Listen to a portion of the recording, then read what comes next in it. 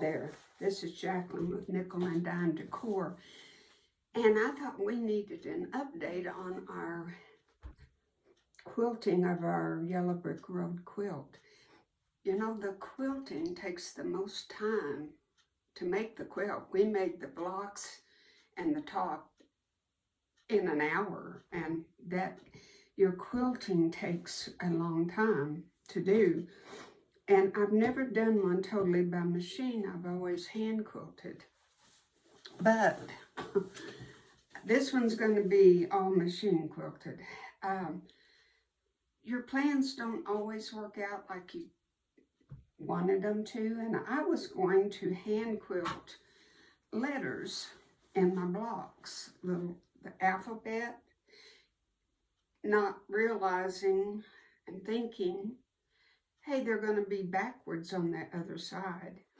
And my quilt is dark and it's navy blue, and my letters just look like hand scratching. And I don't know if you can tell, but this is my stitching where I had the kind of a straw color in the top and navy in the bottom. And I like this because it looks like denim. And I like it.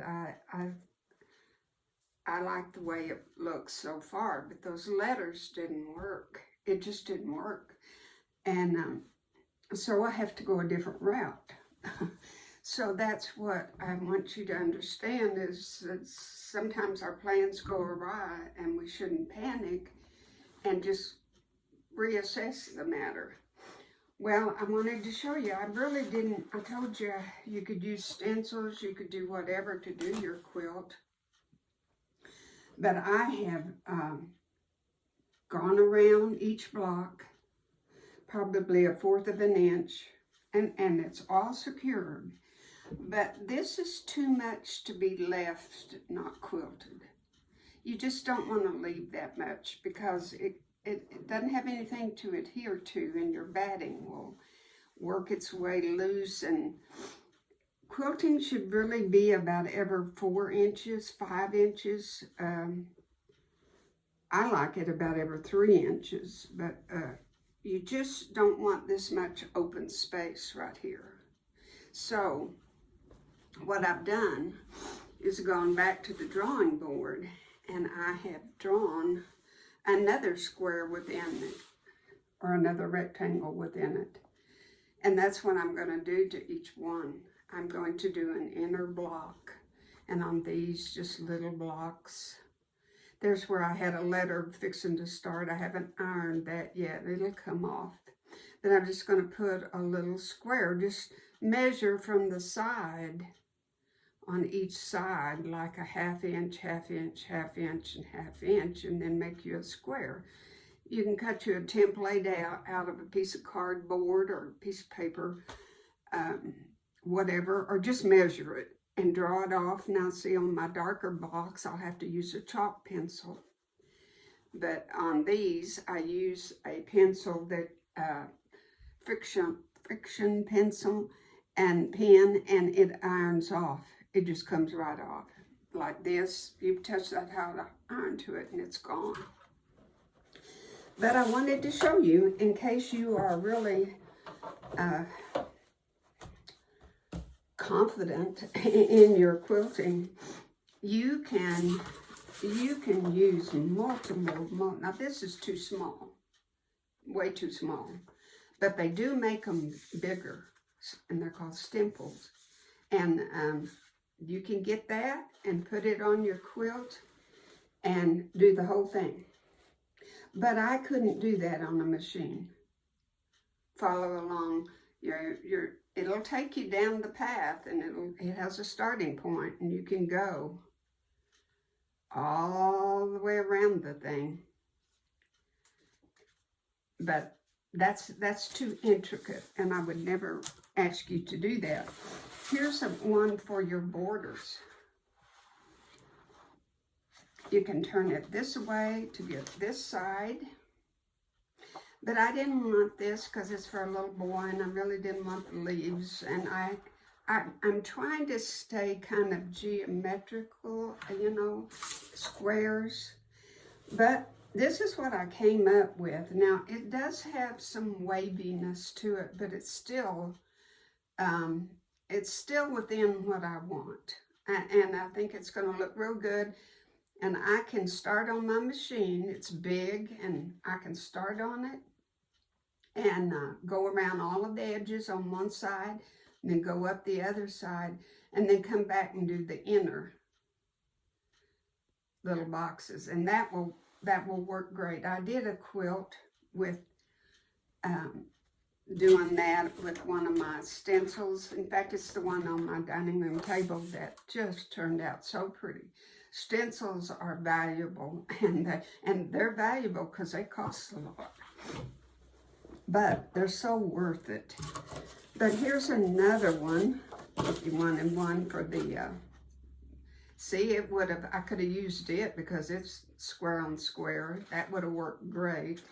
But I kind of like the other because it's a little bigger. Because we have a real wide border, so you want something pretty big. You want to stay away from your edge and try to get it centered. But remember, this side's going to have the binding, so it's going to take up 1/4 of an inch over here. So try to get it just slightly closer to this side by 1/4 of an inch. Okay? You have to allow for that. This one is too small. I guess you could have done it like this and go down your squares. That would have worked. This one is another one that's just for the border, and it's kind of, it's not for a little boy, I think. Here's another one that you could have done all over your quilt. And last is another one, diamonds. I could have used that one too. That would have, you know, because it's got the square look. And this is the one I'm doing on a cowboy baby quilt, because I think that looks like a lasso, but it's not necessarily a lasso, and you could have put it on here and done it, and it would have worked great. I'm hand quilting mine that I'm doing, but I just wanted to show you all your options, and just the square within a square is great. It gets the job done. You've quilted it, and you go on to the next one. You're not wasting a lot of time or spending a lot of time, and it's going to look good. And I'm going to use my straw color, the color that I've done on the rest of it, and my navy blue in the background, and on the back it'll look, see, in that square it'll look great. Just finish it up. So I just felt like, now some of you might be so far ahead of me, but this is kind of hard on my back to sit there for 8 hours a day working on this, but so I'm kind of behind. And that's why I thought, I need to talk to you girls, because y'all might be even through with the quilt, and I hadn't even got to show you the binding, because I want to show you my neat trick how to finish off your binding. You got to learn this because it's so neat. But anyway, I hope that you're coming along great, and good luck, and don't panic, and just work at it 3 or 4 hours a day, and you'll get it done.